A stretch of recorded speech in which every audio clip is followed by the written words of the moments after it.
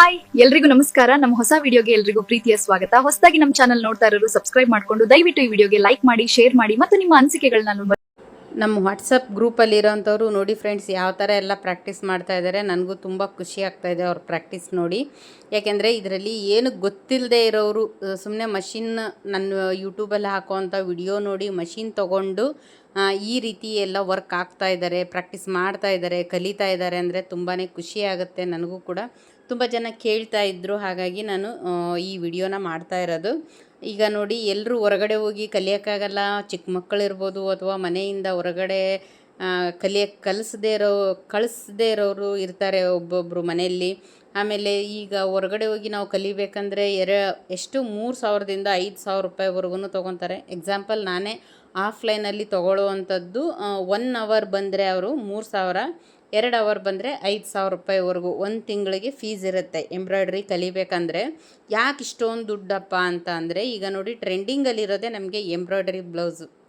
500 ರೂಪಾಯಿ ಸೀರೆ ತೊಗೊಂಡ್ರು ಕೂಡ ಅವರು 1,000 ರೂಪಾಯಿದ್ದು ವರ್ಕ್ ಹಾಕ್ಸ್ತಾರೆ. ಆ ಥರ ಈಗ ಟ್ರೆಂಡಿಂಗಲ್ಲಿರೋದು. ಹಾಗಾಗಿ ಈ ಥರ ಎಂಬ್ರಾಯ್ಡ್ರಿ ವರ್ಕ್ನ ಕಲ್ತ್ರೆ ಅಂದರೆ ನಮಗೆ ಟೈಲರಿಂಗ್ ಜೊತೆಗೆ ಇದು ಒಂದು ಡಬಲ್ ಇನ್ಕಮ್ ಆಗುತ್ತೆ. ಆಮೇಲೆ ಟೈಲರಿಂಗ್ ಬರದೇ ಇರೋರು ಕೂಡ ನನಗೆ ಟೈಲರಿಂಗ್ ಏನು ಮಾಡಿದ್ರು ತಲೆಗೆ ಹೋಗ್ತಾ ಇಲ್ಲಪ್ಪ ಅಂತ ಅನ್ನೋರು ಕೂಡ ನೀವು ಎಂಬ್ರಾಯ್ಡ್ರಿ ವರ್ಕ್ನ ಚೂಸ್ ಮಾಡ್ಕೋಬೋದು. ಅದು ಕೂಡ ಈಸಿಯಾಗಿ ಕಲಿಯೋದು ಯಾವ ಥರ. ಈಗ ಕೆಲವೊಬ್ಬರು ಅರ್ಧ ಕಲ್ತಿರೋರು ಇದ್ದಾರೆ, ಕೆಲವೊಬ್ಬರು 1/4% ಕಲ್ತಿದ್ದಾರೆ. ಈಗ ನಾನು ಆಲ್ಮೋಸ್ಟ್ ಬೇಸಿಕ್ ಎಲ್ಲ ಬರುತ್ತೆ ನನಗೆ, ಆದರೆ ಬೇರೆಯವ್ರ ಬ್ಲೌಸ್ಗೆ ಹಾಕೋದಕ್ಕೆ ಭಯ ಆಗ್ತಾಯಿದೆ. ಇನ್ನು ನನಗೆ ಅಷ್ಟೊಂದು ಸರಿಯಾಗಿ ಫಿನಿಶಿಂಗ್ ಬರ್ತಾ ಇಲ್ಲ ಅನ್ನೋರು ಕೂಡ ಇದ್ದಾರೆ. ಯಾರಿಗೆ ಯಾವ ಥರ ಕ್ಲಾಸ್ ಇರುತ್ತೆ, ಆನಂತರ ನಮ್ಮ ಗ್ರೂಪಲ್ಲಿ ರೆಕಾರ್ಡೆಡ್ ವಿಡಿಯೋ ಯಾವ ಥರ ಇರುತ್ತೆ ಅನ್ನೋದು ಕೂಡ ನಾನು ಲಾಸ್ಟಲ್ಲಿ ಹಾಕಿದ್ದೀನಿ ಒಂದು ವಿಡಿಯೋ. ಅದನ್ನು ನೋಡಿದ್ರೆ ಅಂದರೆ ಖಂಡಿತ ನಿಮಗೂ ಅರ್ಥ ಆಗುತ್ತೆ ಯಾವ ಥರ ಎಲ್ಲ ಇರುತ್ತೆ ರೆಕಾರ್ಡೆಡ್ ವಿಡಿಯೋ. ಈ ಥರ ಗ್ರೂಪ್ಗೆ ಸೇರಿಕೊಂಡ್ರೆ ನಾವು ಕೂಡ ಕಲಿಬೋದಾ ಅನ್ನೋದು.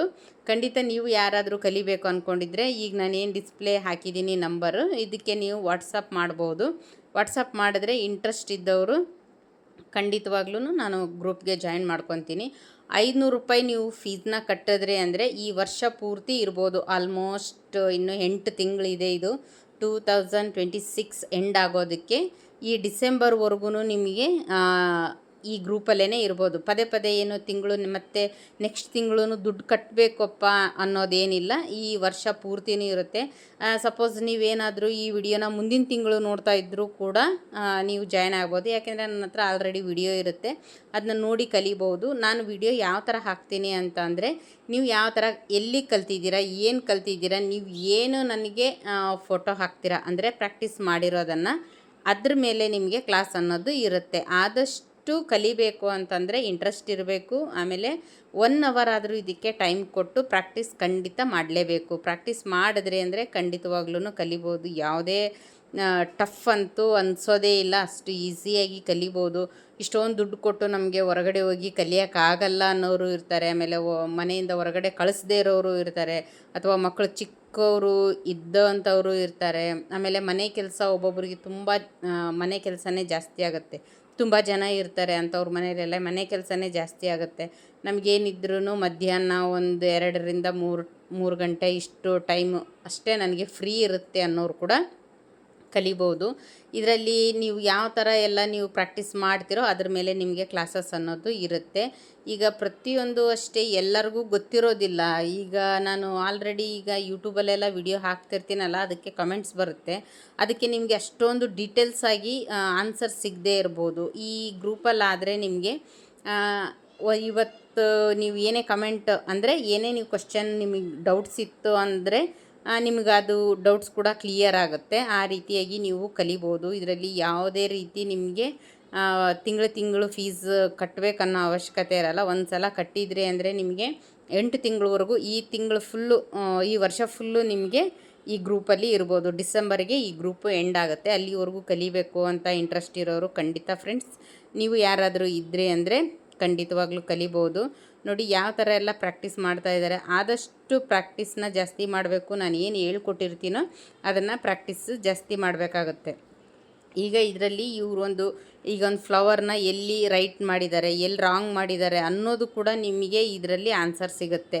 ಅದು ಕೂಡ ನಾನು ವಾಯ್ಸ್ ಮೆಸೇಜ್ ಹಾಕಿರ್ತೀನಿ. ಯಾಕೆಂದರೆ ಈಗ ಟೈಪ್ ಮಾಡಿದ್ರೆ ಅಷ್ಟೊಂದು ಓದಿ ಅವ್ರಿಗೆ ಅಷ್ಟು ಅರ್ಥ ಆಗದೆ ಇರ್ಬೋದು. ಹಾಗಾಗಿ ಈಗ ಕೆಲವೊಬ್ಬರಿಗೆ ಕನ್ನಡ ಬರದೇ ಇರ್ಬೋದು, ಕೆಲವೊಬ್ರಿಗೆ ಇಂಗ್ಲೀಷ್ ಬರದೇ ಇರ್ಬೋದು. ಆ ಥರ ಇರುವಾಗ ನಾನೇನು ಮಾಡ್ತೀನಿ, ಈ ಥರ ವಾಯ್ಸ್ ಮೆಸೇಜ್ ಹಾಕಿರ್ತೀನಿ. ನೋಡಿ, ನೀವೇನಾದರೂ ಬ್ಯಾಕಲ್ಲಿ ಹುಕ್ಕು ಬರೋ ಅಂಥ ಬ್ಲೌಸ್ಗೆ ಎಂಬ್ರಾಯ್ಡ್ರಿ ವರ್ಕ್ ಮಾರ್ಕ್ ಹಾಕಬೇಕು ಅಂದರೆ ಯಾವ ಥರ ಹಾಕಬೇಕು ಅಂತ ಅಂದರೆ, ನೋಡಿ, ನಾರ್ಮಲಾಗಿ ನೀವು ಇಲ್ಲಿ ಎಷ್ಟು ನೆಕ್ ವಿಡ್ತ್ ತೊಗೊತೀರಾ, 2, 2.5 ಎಷ್ಟು ತೊಗೊತೀರಾ, ಸೇಮ್ ಇಲ್ಲಿ ಮಾತ್ರ ಅಷ್ಟೇ ಇರಬೇಕು. ಆಮೇಲೆ ನೆಕ್ ಲೆಂತ್ನ ಎಷ್ಟು ತೊಗೊತೀರಾ ಅದು ಕೂಡ ಸೇಮ್ ಅಷ್ಟೇ ಇರಬೇಕು. ರೌಂಡ್ ಎಲ್ಲನೂ ಇದು ಅಷ್ಟೇ ಇರಬೇಕು. ಇಲ್ಲಿ ವಿಡ್ತು ಮಾತ್ರ ಇಲ್ಲಿ ಬಂದಾಗ ಏನು ಮಾಡಬೇಕು, 1/4 ಇಂಚಿಗೆ ಒಂದು ಲೈನ್ ಹಾಕ್ಕೊಂಡು ಇಲ್ಲಿಂದ ಇಲ್ಲಿಗೆ ನೀವು ಬ್ರಾಡ್ನ ತೊಗೋಬೇಕಾಗುತ್ತೆ. ನೋಡಿ, ಇದನ್ನು ನಮಗೆ ಈ 1/4 ಇಂಚ್ ಅನ್ನೋದು ಏನಿದೆ ಇದನ್ನು ಸಪ್ರೇಟಾಗಿ ಬಿಟ್ಟು ಇಲ್ಲಿಂದ ಇಲ್ಲಿಗೆ ನೀವು ನಾರ್ಮಲಾಗಿ 2.5 ತೊಗೊತೀರಾ ಅಥವಾ 3 ತೊಗೊತೀರಾ, ಅಷ್ಟನ್ನೇ ನೀವು ತೊಗೋಬೋದು. ಅಂದ್ರೇನು, ಈ 1/4 ಇಂಚಿನ ಬಿಟ್ಟು ನಾವು ಇದನ್ನು ತೊಗೋಬೇಕಾಗುತ್ತೆ. ನೋಡಿ, ಈ ಥರ ಬ್ಯಾಕಲ್ಲಿ ಹುಕ್ಕು ಬರೋ ಅಂಥ ಬ್ಲೌಸ್ಗೆ ಮಾರ್ಕಿಂಗ್ ಇದು ಸೇಮ್ ಫ್ರಂಟ್ ನೆಕ್ಗೆ ನಾನು ಈ ಥರ ಹಾಕ್ಕೊಂಡಿದ್ದೀನಿ.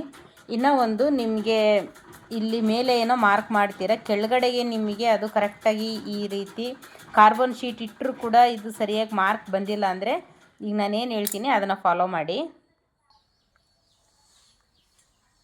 ಈಗ ನೋಡಿ, ನಾನು ನಾರ್ಮಲಾಗಿ ಈ ಥರ ಸ್ಕೇಲಿಂದ ಇಲ್ಲಿ ನಾನು ಈ ಥರ ಒಂದು ಪೆನ್ಸಿಲಿಂದ ಈ ರೀತಿ ಡ್ರಾನ ಮಾಡ್ಕೊಂಡಿದ್ದೀನಿ.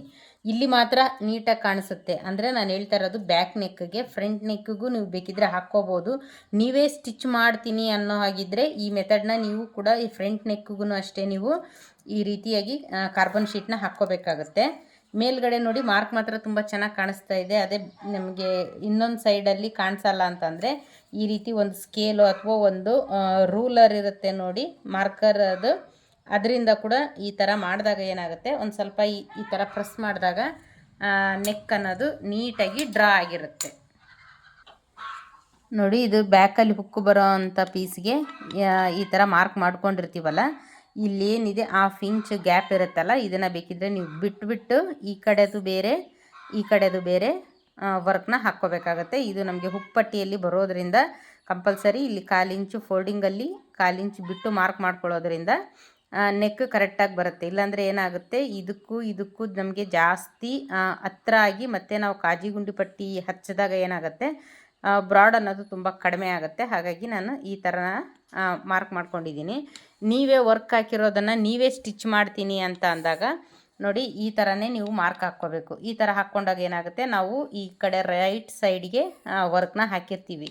ಈ ಕಡೆ ಮಾರ್ಕ್ ಇದ್ದಾಗ ನಮಗೇನಾಗುತ್ತೆ, ನಾವು ಇದ್ರ ಮೇಲೇ ಸ್ಟಿಚಿಂಗ್ ಮಾಡಿದಾಗ ಏನಾಗುತ್ತೆ, ಎರಡೂ ಕೂಡ ನಮಗೆ ಒಂದೇ ಥರ ಕರೆಕ್ಟಾಗಿ ಬರುತ್ತೆ. ಇಲ್ಲಾಂದರೆ ಒಂದು ಫ್ರಂಟ್ ನೆಕ್ ಅಂದರೆ ಲೆಫ್ಟ್ ನೆಕ್ ಒಂಥರ, ರೈಟ್ ನೆಕ್ ಒಂಥರ, ಈ ಥರ ಸ್ವಲ್ಪ ಹೆಚ್ಚು ಕಡಿಮೆ ಆಗೋ ಚಾನ್ಸ್ ಇರುತ್ತೆ. ಹಾಗಾಗಿ ಆದಷ್ಟು ನೀವೇ ಸ್ಟಿಚ್ ಮಾಡೋ ಹಾಗಿದ್ದರೆ ಕಂಪಲ್ಸರಿ ಈ ಫ್ರಂಟ್ಗೂ ಕೂಡ ನೀವು ಕಾರ್ಬನ್ ಶೀಟ್ ಹಾಕ್ಕೊಂಡು ಈ ರೀತಿ ಟ್ರೇಸಿಂಗ್ನ ಮಾಡ್ಕೋಬೇಕು. ನೋಡಿದ್ರಲ್ಲ ಫ್ರೆಂಡ್ಸ್, ರೆಕಾರ್ಡೆಡ್ ವಿಡಿಯೋ ಯಾವ ಥರ ಇರುತ್ತೆ. ಈ ಥರ ಇದ್ದರೆ ನೀವು ಕಲಿಬಹುದು ಅಂತ ಅಂದ್ಕೊಂಡಿದ್ರೆ ಖಂಡಿತ ಕಾಂಟ್ಯಾಕ್ಟ್ ಮಾಡಿ. ಹಾಗೆಯೇ ಈ ವಿಡಿಯೋ ನಿಮಗೂ ಕೂಡ ಹೆಲ್ಪ್ ಆಯಿತು, ಇಷ್ಟ ಆಯಿತು, ಇದರಿಂದ ಏನಾದರೂ ನಿಮಗೂ ಕಲಿಬೋದಪ್ಪ ಅಂತ ಅನ್ನಿಸ್ತು ಅಂದರೆ ಖಂಡಿತ ನನಗೆ ಕಮೆಂಟ್ ಮಾಡಿ ತಿಳಿಸಿ. ಹಾಗೆಯೇ ಈ ವಿಡಿಯೋಗೆ ಖಂಡಿತ ಲೈಕ್ ಕೊಡಿ ಫ್ರೆಂಡ್ಸ್. ಹಾಗಿದ್ರೆ ಈ ವಿಡಿಯೋನ ಇಲ್ಲಿಗೆ ಎಂಡ್ ಮಾಡ್ತಾಯಿದ್ದೀನಿ. ನೆಕ್ಸ್ಟ್ ವಿಡಿಯೋದಲ್ಲಿ ಸಿಗೋಣ. Thank you so much.